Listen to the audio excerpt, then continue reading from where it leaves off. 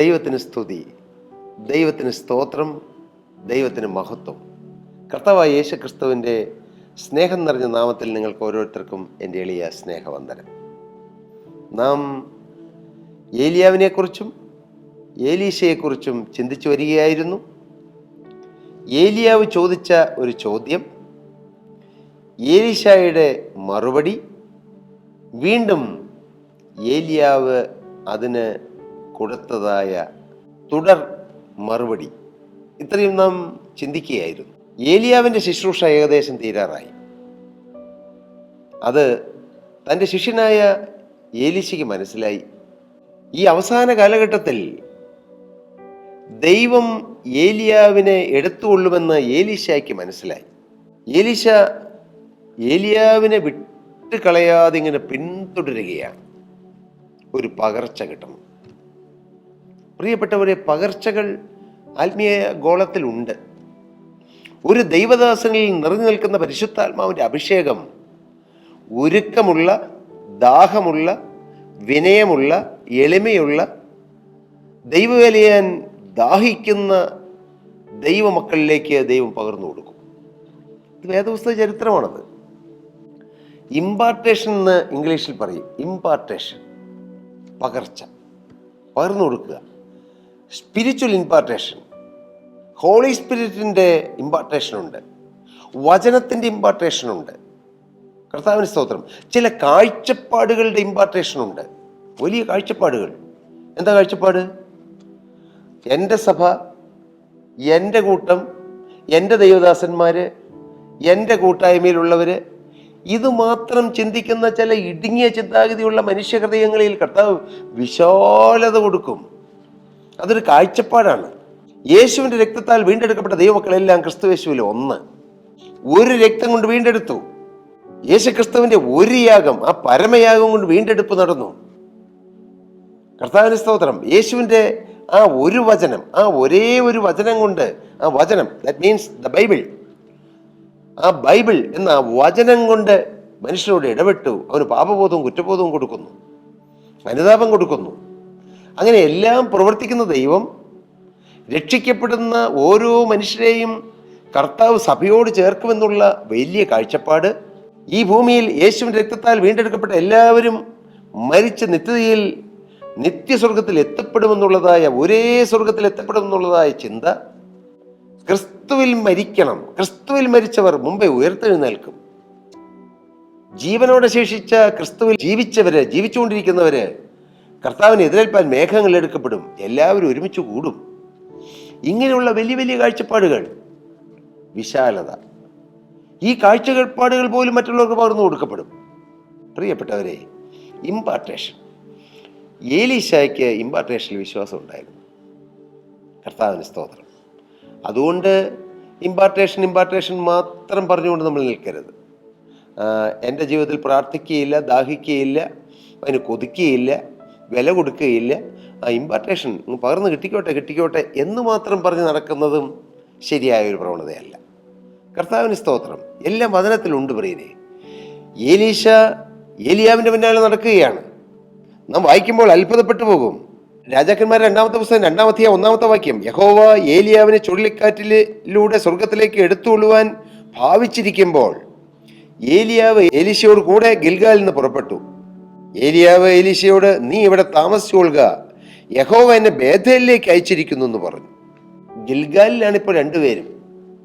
ഏലിയാവ് പറഞ്ഞു, എലീശ, നീ എന്നെ ദൈവം എടുത്തുകൊള്ളും, ചുഴലിക്കാറ്റിൽ എടുത്തുകൊള്ളും, നീ ഇവിടെ താമസിച്ചോ, ഏതായാലും കർത്താവിനെ എടുക്കും, നീ ഇവിടെ താമസിക്കുക, നീ ഇവിടെ ശുശ്രൂഷയൊക്കെ ചെയ്യ്, നീ ഇവിടുത്തെ കാര്യങ്ങളൊക്കെ നോക്ക്, പ്രവാചക ശിഷ്യന്മാരൊക്കെ ഉണ്ട്, നീ ഇവിടുത്തെ കാര്യങ്ങളൊക്കെ നോക്കി നിൽക്ക്, ശുശ്രൂഷ പരമേൽപ്പിക്കുന്നത് പോലെ പരമേൽപ്പിച്ച്.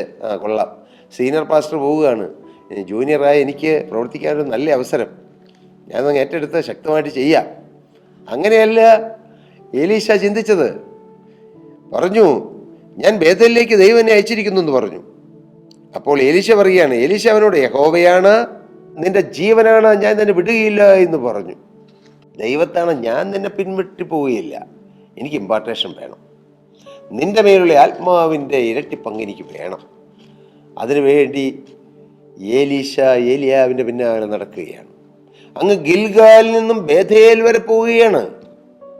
എൻ്റെ പ്രിയപ്പെട്ടവരെ, ഈ ഗിൽഗാൽ എന്നതിനും ബേഥേൽ എന്നതിനും ഒരുപാട് അർത്ഥങ്ങളുണ്ട്. അതെല്ലാം എടുത്ത് ഞാനിപ്പോൾ പറഞ്ഞാൽ നമുക്ക് നാം പറഞ്ഞ അസാധ്യങ്ങളെ സാധ്യമാക്കുക എന്ന ആ വിഷയത്തെ ആസ്പദമാക്കിയുള്ള കാര്യങ്ങളിലേക്ക് നമുക്ക് മുന്നോട്ട് പോകാൻ കഴിയില്ല. ഗിൽഗാൽ എന്താണത്? ഉരുണ്ടുപോയി, rolled away all my sins rolled away. ഉരുട്ടിക്കളഞ്ഞ സ്ഥലമാണ് ഗിൽഗാൽ. എന്നാൽ ബേഥേൽ സമർപ്പണത്തിന്റെ സ്ഥലമാണ്. ബേഥേൽ, നീ ബേഥേലിലേക്ക് മടങ്ങിപ്പോകുക എന്ന് യാക്കോബിനോട് ദൈവം പറഞ്ഞ ബേഥേൽ സമർപ്പണത്തിന്റെ സ്ഥലമാണ്. ഞാനതൊന്നും എടുത്ത് വിശദീകരിച്ച് പറയുകയല്ല. സ്തോത്രം. ബേഥേലിന് വേറെയും അർത്ഥങ്ങളുണ്ട്. ഹല്ലേലൂയ. പറഞ്ഞു, ഞാൻ വരികയില്ല, യഹോവയാണ് നിന്റെ ജീവനാണ്, ഞാൻ നിന്നെ എടുക്കുകയില്ല. ഏലീശയുടെ സമർപ്പണം. ഇരട്ടിപ്പങ്ക് ആത്മാവിന് ലഭിക്കാനുള്ള ഒന്നാമത്തേതും പ്രധാനപ്പെട്ടതുമായ കാര്യം എന്താണെന്ന് അറിയുമോ? നമുക്ക് സമർപ്പണം, ഡെഡിക്കേഷൻ. സമർപ്പണം വേണം. യഹോവയാണ് നിന്റെ ജീവനാണ്, മരിക്കേണ്ടി വന്നാലും ഞാൻ നിന്നെ വിട്ടുപിരികയില്ല. എനിക്ക് ആത്മാവിനെ പ്രാപിക്കാനുള്ള ദാഹമാണ് അവിടെ കാണിക്കുന്നത്. ദാഹം. നമുക്കൊരു ദാഹം എന്തിലാണ്? നമ്മുടെ ദാഹം എന്തിലാണോ? ധനവാനാകുവാനാണോ മകനെ നിന്റെ ദാഹം? ധനവാനാകുവാൻ ഇച്ഛിക്കുന്നവർ പരീക്ഷയിലും കണിയിലും കുടുങ്ങുകയും മനുഷ്യർ സംസ്കാരനാശങ്ങൾ വരുവാൻ തക്കതായ മോഹങ്ങൾക്കും ഇരയായിത്തീരുകയും ചെയ്യുന്നു. ദ്രവ്യാഗ്രഹം സകലവിധ ദോഷത്തിനും മൂലമല്ലോ. അത് ചിലർ കാംക്ഷിച്ചിട്ട് വിശ്വാസം വിട്ടുവിടുന്ന ബഹുദുഃഖങ്ങൾക്ക് അധീനരായി തീർന്നിരിക്കുന്നു. നീയോ ദൈവത്തിൻ്റെ മനുഷ്യനായല്ലോവേ, അത് വിട്ടോടി നീതി, ഭക്തി, വിശ്വാസം, പ്രത്യാശ എന്നിവയെ പിന്തുടരുക. പണം കിട്ടി, കടം മാറി, നല്ലൊരു വീട് പണിതു, നല്ലൊരു വാഹനം വാങ്ങിച്ചു, നല്ല ലിവിങ് സ്റ്റാൻഡേർഡൊക്കെ കൂടി, അപ്പോൾ എല്ലാമായി നല്ല ആത്മീയ ജീവിതം നയിക്കാമെന്നാണ് മോനെ നീ ചിന്തിക്കുന്നത്. മോനെ, നിൻ്റെ ചിന്ത പോലെ നടക്കണമെന്നില്ല, നടക്കാൻ സാധ്യത കുറവുമാണ്. അവന് സ്തോത്രം. നീ ആത്മീയമായി ഉയരുമ്പോൾ ഇതെല്ലാം നിന്റെ പിന്നാലെ വന്നുകൊള്ളും. അതാണ് ശാശ്വതമായ അനുഗ്രഹം.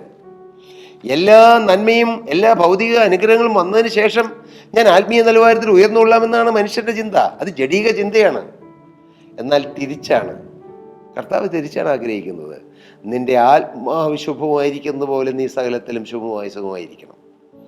ആത്മാവിൻ്റെ കാര്യത്തിൽ നല്ല ക്ലാരിറ്റി വരണം, നല്ല നിർണയം വരണം, നല്ല ഉറപ്പ് വരണം, നല്ല സമർപ്പണം വരണം. ദൈവത്തോട് പറയേണ്ടത്, കർത്താവേ, പണം കിട്ടിയാലും കിട്ടിയില്ലെങ്കിലും ഞാൻ യേശുവിന് പിന്നാലെ വരും. കർത്താവേ, കടം മാറിയാലും കടം മാറിയില്ലെങ്കിലും ഞാൻ യേശുവിനുള്ളവൻ. ശുശ്രൂഷ കിട്ടിയാലും കിട്ടിയില്ലെങ്കിലും ഞാൻ യേശുവിനെ സ്നേഹിക്കും. ഇതായിരിക്കണം സമർപ്പണം. അങ്ങനെ സമർപ്പണമുള്ളവന് ശുശ്രൂഷ കിട്ടാതിരിക്കുകയില്ല കേട്ടോ. അങ്ങനെ സമർപ്പണമുള്ളവൻ്റെ ആ ഭൗതിക കാര്യങ്ങളും ദൈവം നടത്താതിരിക്കുകയില്ല കേട്ടോ. അങ്ങനെ സമർപ്പണമുള്ളവൻ്റെ രോഗം കർത്താവ് മാറ്റാതിരിക്കുകയില്ല കേട്ടോ. അങ്ങനെ സമർപ്പണമുള്ളവൻ്റെ കടബാധ്യത കർത്താവ് മാറ്റി തരാതിരിക്കുകയില്ല കേട്ടോ. ഇത് സത്യമാണ്, നിങ്ങൾ എഴുതിയിട്ടുള്ളൂ പ്രിയരേ. സ്തോത്രം. പക്ഷേ മനുഷ്യർ തിരിച്ചാണ് ചിന്തിക്കുന്നത്.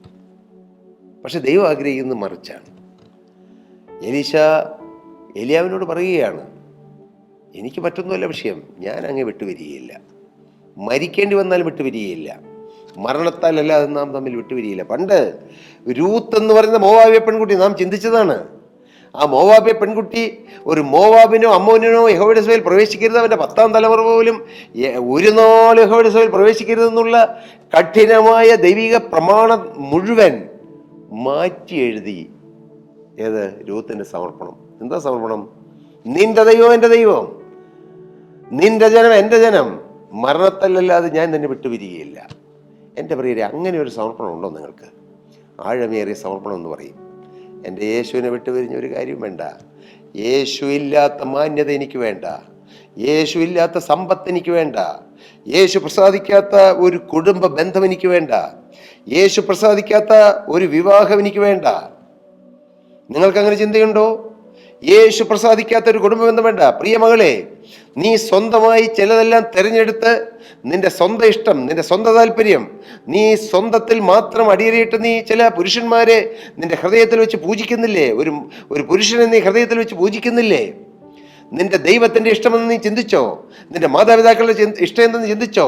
നിന്റെ സഹോദരങ്ങളുടെയോ സഹോദരിയുടെയോ സഹോദരിമാരുടെയോ ചിന്തയെന്ന് നീ ചിന്തിച്ചോ? നിന്റെ കുടുംബത്തിൻ്റെ ചിന്തയെന്ന് നീ ചിന്തിച്ചോ? ഇല്ല. അപകടത്തിലേക്കാണ് പോകുന്നത് പലരും. ഞാൻ പറയട്ടെ, പ്രേമബന്ധങ്ങൾ പലതും അപകടത്തിലേക്ക് പോകുന്നു. കർത്താവിന് സ്തോത്രം. ഓരോന്നും ബിസിനസ് തുടങ്ങുന്നതിന് മുമ്പ് ദൈവത്തിൻ്റെ ഇഷ്ടം എന്താണ്? ഞാൻ ഈ ബിസിനസ്സിൽ മുന്നോട്ട് പോകണമോ? ചിന്തിക്കണം, പ്രാർത്ഥിക്കണം. ഒരു ജോലിക്ക് പോകുമ്പോൾ, വിദേശത്തേക്ക് പോകുമ്പോൾ എല്ലാം ചിന്തിക്കണം. വിദേശത്ത് പോയാൽ സ്വർഗമാണെന്ന് കരുതി നിങ്ങൾ ഓടി പുറപ്പെടരുത്. ദൈവത്തോട് ചോദിക്കണം, പ്രാർത്ഥിക്കണം, അന്വേഷിക്കണം. കർത്താവിന് സ്തോത്രം. മാതാപിതാക്കളെ ധിക്കരിച്ച് നിങ്ങൾ ഇറങ്ങിപ്പോകരുത്. ദൈവഹിതമറിയണം. ദൈവഹിതം അത് വളരെ ഇമ്പോർട്ടൻ്റ് ആണ്. ദൈവഹിതപ്രകാരം ഓരോ സ്റ്റെപ്പ് വെച്ച് നോക്ക് പ്രിയരെ. കാണാം അഭിവൃദ്ധി വരുന്നത്, കാണാം ജീവനുള്ള ദൈവം കൂടെ ഇരുന്ന് വഴി നടത്തുന്നത്, കാണാം സ്വർഗത്തിലെ ദൈവം അത്ഭുതകരമായി വഴി നടത്തുന്നത്. ചിന്തയ്ക്കതീതമായി, ബുദ്ധിക്കതീതമായി, നമ്മുടെ കാഴ്ചപ്പാടിന് അതീതമായി ജീവനുള്ള ദൈവം ഇറങ്ങി വന്ന ഓരോ കാര്യങ്ങൾ തൊട്ട് തൊട്ട് നടത്തുന്നത് നമുക്ക് അനുഭവിക്കാം. അതാണ് ക്രിസ്തീയ ജീവിതം. അതാണ് വാസ്തവമായ ക്രിസ്തീയ ജീവിതം. ഹല്ലേലൂയ. ഊഹാപോഹമല്ല. ജീവനുള്ള ദൈവത്തിൻ്റെ പരിശുദ്ധാത്മാവ് ഉപദേശം തന്ന് നടക്കേണ്ടുന്ന വഴി കാണിച്ചു തരുന്നു. നടക്കേണ്ടുന്ന വഴി ഞാൻ നിനക്ക് കാണിച്ചു തരും. ഞാൻ നിന്റെ മേൽ ദൃഷ്ടി വെച്ചാൽ നിനക്ക് ആലോചന പറഞ്ഞു തരും. ദൈവത്തിൻ്റെ വാഗ്ദത്തമാണ്. അത് നാം എന്ത് ചെയ്യണം? നാം സമർപ്പിക്കണം. ദൈവഹിതത്തിന് വേണ്ടി സമർപ്പിക്കണം. എലീശ പറഞ്ഞു, ഞാൻ ഗിൽഗാലിൽ നിന്നും ബേഥേലിലേക്ക് പോരുകയാണ്. ഞാൻ അങ്ങേ വിട്ടുപിരികയില്ല. എൻ്റെ ജീവിതത്തിൽ എനിക്കൊരു ലക്ഷ്യമുണ്ട്. എൻ്റെ പ്രിയരെ, നിങ്ങൾക്ക് ഈ ദൈവത്തെ പ്രാപിക്കാൻ ലക്ഷ്യമുണ്ടോ? അതിനായിട്ടാണോ നിങ്ങൾ ഇറങ്ങി പുറപ്പെടുന്നത്? അതിനു വേണ്ടിയിട്ടാണോ നിങ്ങൾ സമയം ചെലവഴിക്കുന്നത്? അതിനു വേണ്ടിയിട്ടാണോ നിങ്ങൾ പ്രാർത്ഥനയിൽ സമയം ചെലവഴിക്കുന്നത്? അതിനു വേണ്ടിയിട്ടാണോ നിങ്ങൾ പ്രാർത്ഥന യോഗത്തിന് പോകുന്നത്? അതോ ഈ ലോകത്തിലെ ചില കാര്യങ്ങൾ മാത്രം നടന്നു കിട്ടാൻ വേണ്ടിയിട്ടുള്ള പോക്കാണോ ഇത്? പ്രിയരെ, അതും വേണം. ഞാൻ പറയുന്നത്, ഞാൻ ഭൗതിക നന്മകൾക്കെതിരല്ല. കർത്താവ് ആത്മീയമായ നന്മയും ഭൗതികമായ നന്മയും നമുക്ക് വേണം. അതിൽ വലുത് ആത്മീയ നന്മയാണ്. ആത്മീയ നന്മ ലഭിക്കുമ്പോൾ ഭൗതിക നന്മകൾ ആവശ്യമുള്ളത് കർത്താവ് തരും. ഉറപ്പാണ്. എൻ്റെ പ്രിയപ്പെട്ട സഹോദരങ്ങളെ, നിങ്ങളെ ആത്മീയമായും ഭൗതികമായും കർത്താവ് അനുഗ്രഹിക്കട്ടെ എന്നാണ് എളിയവനായ എൻ്റെ പ്രാർത്ഥന. നിങ്ങൾ അനുഗ്രഹിക്കപ്പെട്ട് കാണണം. നിങ്ങൾ ഈ തിരുവചനം കേട്ട് യേശുവിനെ രക്ഷിതാവും കർത്താവായി സ്വീകരിച്ച് നിങ്ങൾ അനുഗ്രഹിക്കപ്പെട്ടു എന്ന് കേൾക്കുവാൻ ഞങ്ങൾക്ക് ദാഹമുണ്ട്. എന്തിന്? ഞങ്ങൾക്ക് ഉയരാനല്ല, യേശുവിന് മഹത്വം കൊടുക്കാൻ, യേശുവിനെ ആരാധിപ്പാൻ. നിങ്ങളെല്ലാവരെയും കർത്താവ് നിറവടിയായി ആത്മീയമായും ഭൗതികമായും എല്ലാ നന്മകളാലും നിറയ്ക്കട്ടെ, അനുഗ്രഹിക്കട്ടെ എന്ന് പ്രാർത്ഥിച്ചുകൊണ്ടും അനുഗ്രഹിച്ചുകൊണ്ടും ഞാൻ എൻ്റെ വാക്കുകളെ നിർത്തുന്നു. ദൈവനാമം മഹത്വപ്പെടട്ടെ. സ്തോത്രം.